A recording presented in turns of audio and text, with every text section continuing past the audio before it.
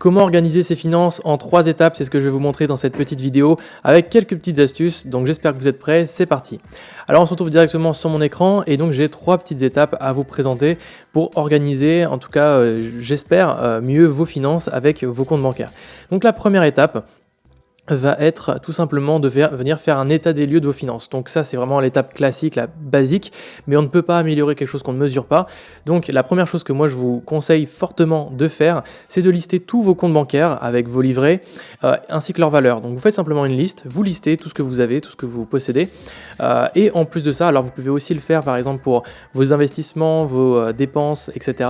Vous pouvez également donc le faire pour vos revenus et vos dépenses, comme ça vous permet de bien traquer eh bien, ce que vous possédez, ce qui rentre et ce qui sort de vos comptes, comme ça vous avez une bonne vue d'ensemble de vos finances, et ça c'est assez important de le faire pour ensuite pouvoir l'améliorer. C'est-à-dire que si vous ne savez pas combien est-ce que vous dépensez, combien est-ce que vous gagnez par mois, eh bien vous ne savez pas tous les mois quel est votre delta, c'est-à-dire combien est-ce que vous pouvez par exemple mettre de côté, ou combien est-ce que vous pouvez encore mettre de côté, parce que ça se trouve vous mettez déjà par exemple 100 € de côté, et pour vous c'est peut-être même très simple de mettre par exemple 200 € ou 300 € à la place de seulement 100 €.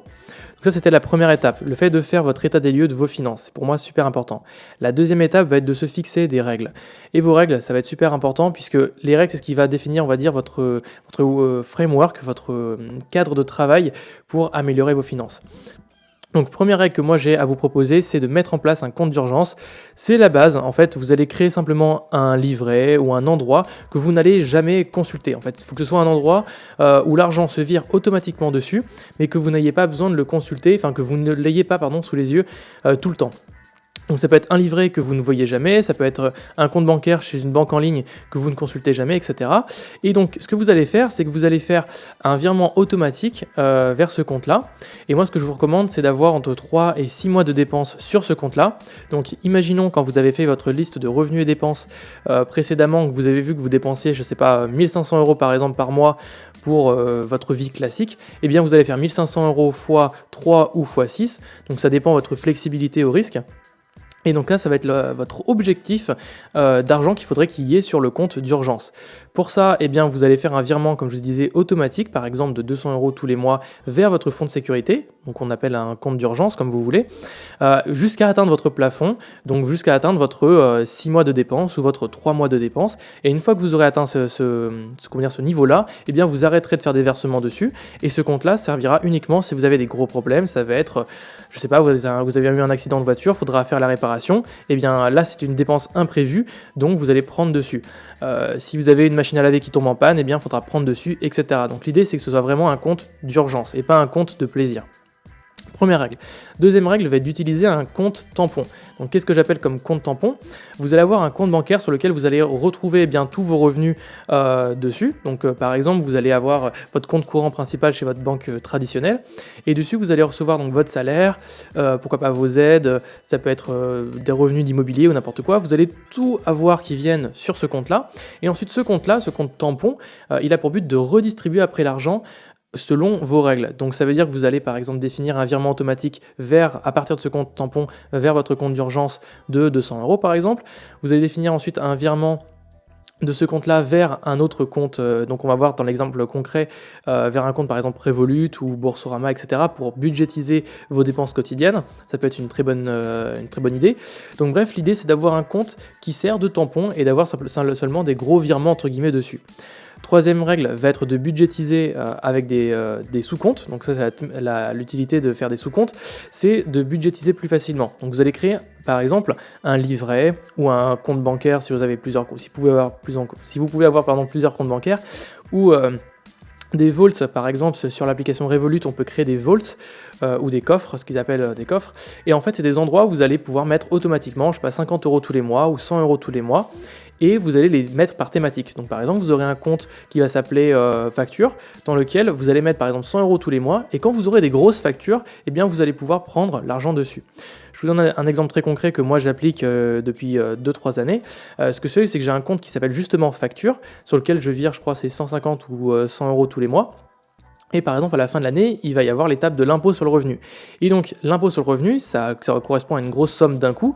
Donc, ce que je fais, c'est que quand j'ai à payer cet impôt sur le revenu, donc mon compte courant va être débité de, je sais pas moi, par exemple 1000 €. eh bien, je vais prendre ces 1000 € qui sont sur mon compte de facture et je vais les reverser sur mon compte courant. Comme ça, mon compte courant, c'est comme s'il avait eu aucun impact. Et simplement, j'ai pris donc sur mon livret où il y avait, donc mes sous pour la partie des factures. Donc ça peut être pour les factures, ça peut être par exemple pour avoir un apport sur l'immobilier. Donc vous faites un livret apport immobilier et vous versez par exemple 200 € tous les mois dessus. Ça peut être pour je sais pas moi, les vacances. Si vous avez envie de budgétiser vos vacances annuelles, eh bien vous faites un livret dans lequel vous allez verser peut-être 100 € tous les mois, et comme ça à la fin de l'année, eh bien vous aurez 1200 € sur votre livret. Donc vous n'allez pas gagner de l'argent, vous allez simplement mieux diviser en fait votre argent. Et c'est ça qui pour moi est assez important, c'est de ne pas avoir cet argent sur votre compte principal où vous vous dites bon bah je peux me faire plaisir avec. Et le problème c'est que du coup vous n'aurez pas budgétisé vos autres choses, donc par exemple les vacances, les factures, les autres choses. Enfin, quatrième règle, c'est de se payer en premier, donc ça veut dire de se faire un virement en premier. Qu'est-ce que j'entends par là ? Eh bien, en suivant donc les règles qu'on a vues précédemment, faire un compte d'urgence, faire un compte tampon et de budgétiser vos comptes, eh bien se payer en premier, ça veut dire qu'il faut faire ça le plus rapidement possible. Donc vous recevez par exemple votre salaire le 1er du mois, eh bien le 2 du mois, vous allez faire votre virement automatique vers votre compte d'urgence, vous allez faire vos virements automatiques vers vos sous-comptes, donc vers vos vaults, etc. Et si par exemple vous voulez investir par exemple en bourse ou n'importe quoi, et bien là vous faites un virement également de votre compte courant vers votre courtier le 2 du mois. Donc l'idée c'est vraiment de le faire en premier et ensuite dans le mois, et bien vous verrez si vous pouvez vous acheter quelque chose, si vous avez envie de vous faire plaisir, etc. avec l'argent qui vous reste. Mais l'idée c'est vraiment de commencer à catégoriser votre argent dès le début du mois pour pas simplement se retrouver à la fin du mois en se disant bon mais qu'est-ce que je peux épargner ? Eh bien, pas grand-chose. Donc voilà, ça c'était la deuxième étape, donc se fixer des règles. Troisième étape va être de les appliquer, c'est super simple. Une fois que vous avez mis en place vos règles, eh bien, il faudra les appliquer. Donc ça va être de mettre en place des virements automatiques. Ça c'est vraiment le truc le plus important. Ce qu'il faut retenir dans cette vidéo, c'est que si vous voulez automatiser vos finances, il faut mettre en place des virements automatiques. Maintenant, toutes les banques le font et pour moi c'est vraiment l'essentiel. Donc faites-le, vous allez gagner beaucoup de temps. Ça prend vraiment 3-4 minutes à les mettre en place. Donc faites-le, vous allez vraiment gagner beaucoup. Là, je vais vous donner un petit exemple concret. Donc qu'est-ce qu'on peut faire avec tout ça ? Comment est-ce que ça peut se mettre en place avec un exemple concret ? Donc imaginons que vous avez un compte courant chez une banque, on va dire la banque X, donc ça peut être CIC, Crédit Mutuel, n'importe quoi. Ça, c'est votre compte courant principal. Moi, ce que je vous conseille, c'est d'ouvrir au moins un compte chez une banque en ligne, par exemple chez Revolut, ça peut être chez Boursorama ou n'importe quoi d'autre, parce que c'est des banques qui vont avoir des applications et des fonctionnalités qui vont être très pratiques. Et donc, ce que vous allez faire, c'est que sur votre compte bancaire, eh bien, vous allez recevoir, donc, comme je vous disais, tous vos virements dessus, donc salaire, immobilier, ça peut être des aides, ça peut être n'importe quoi d'autre. Et ensuite, vous allez faire donc, des virements automatiques vers votre compte d'épargne, donc comme je disais ici, voilà, vers votre compte d'urgence, votre compte de facture, votre compte par exemple apport immobilier si vous avez envie de faire un achat d'ici quelques années, ça peut être n'importe quoi d'autre. Donc moi je vous conseille de grouper ça par des gros pôles, c'est-à-dire faites pas des factures électricité, facture machin, faites un pôle facture ou un pôle par grosse catégorie. Ça c'est vos virements automatiques, et ce que vous allez faire également, c'est que vous allez mettre en place un virement également automatique de votre budget mensuel vers votre compte courant, vers votre compte de votre banque en ligne. Donc si par exemple vous êtes chez Revolut, eh bien vous allez faire un gros virement, par exemple de 500 ou 600 € vers votre compte Revolut une fois par mois, donc le 1er ou le 2 du mois par exemple, et c'est sur ce compte-là, Revolut, que vous allez faire vos dépenses quotidiennes. Pourquoi est-ce que je vous conseille de faire ça ? Puisque comme ça, vous n'allez pas être noyé dans vos dépenses quotidiennes avec vos gros versements. Là, votre compte principal, donc on va appeler compte tampon, c'est là où vous allez avoir vos gros revenus et vos grosses dépenses. Donc vous allez recevoir par exemple 1500 € de votre salaire, vous allez dépenser 200 € pour l'urgence, 100 € pour les factures, 100 € pour l'immobilier et 500 € pour votre compte d'épargne une fois par mois. Et ça, c'est tous vos virements que vous aurez dans le mois. Et ensuite, vous aurez sur votre compte Revolut vos dépenses quotidiennes, donc ça va être les courses, ça va être acheter un café, aller au Starbucks, des trucs comme ça. Et donc comme ça, vous allez pouvoir mieux gérer vos dépenses quotidiennes. Je prends l'exemple de Revolut parce que l'application est très bien faite et qu'on peut très facilement gérer ses budgets dessus. On peut envoyer de l'argent à des amis, on peut partager des additions. Tout est très bien fait sur cette application. Donc c'est pour ça que moi je vous conseille vachement cette application. Et enfin, autre chose, c'est que vous pouvez également épargner sur Revolut. Donc là, c'est si vous voulez aller encore un peu plus loin et que vous voulez déplacer votre épargne de votre compte courant vers votre compte Revolut. Là, on imagine que vous avez vos livrets urgence, facture immobilier sur le compte principal. Eh bien, on peut tout à fait imaginer que cette partie-là, eh bien, vous pouvez le mettre sur le compte Revolut.